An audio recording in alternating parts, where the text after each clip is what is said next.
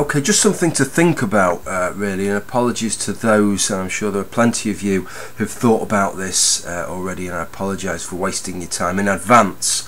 I might apologise at the end again, we'll wait and see if I remember to.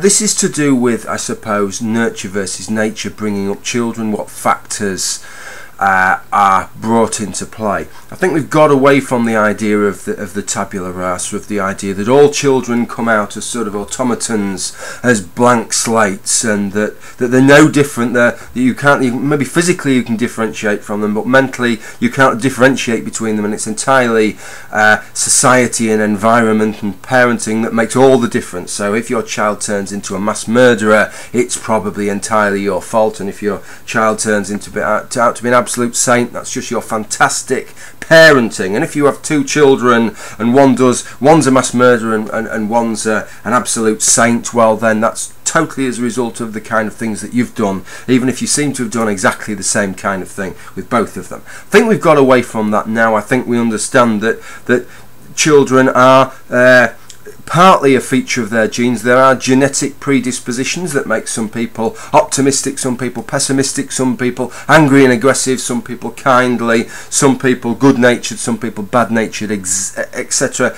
etc. I think we understand that those genes don't control us, but they do predispose us. So what we have is we have a balance then, don't we, of nurture and nature, and we like to put things into those two camps, and we look at things such as genetic predisposition as nature, and things such as the influence that your parents have on you and the influence that society has on you as nurture.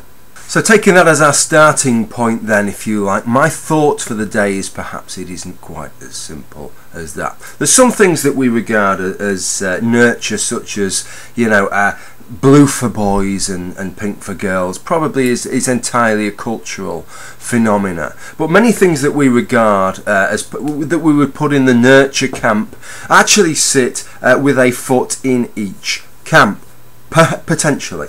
And the reason I say this is as follows. Let's kind of run through the point that I'm making here, which is that if we accept that we have genetic predispositions, that our behaviour is to some extent controlled by our genes as we develop, and we also accept that as we get to adulthood that our behaviour can be as a result of that, then that also means it doesn't rule out the possibility that our parenting behaviours are also a result of that as well. So that if we treat, for example, boys and girls differently, we encourage boys to play more aggressively, girls to play in a more nurturing, maternalistic way, a more caring way, is this just as a result of culture imposing on us these kind of ideals for men and women?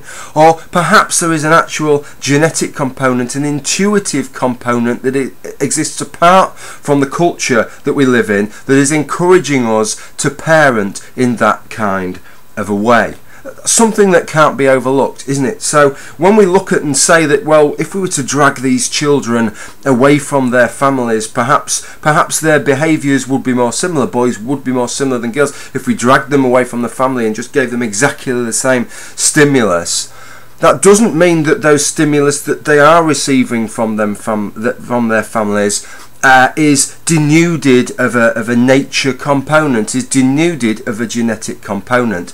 It's just that the genes are acting through the parenting, not through the developing individual directly. That's basically the point that I wanted to make. I just found it really interesting. I find that interesting. It's not a new thought I've had, it's something I've dwelt on for a couple of years, but it's just something I wanted to mention, really.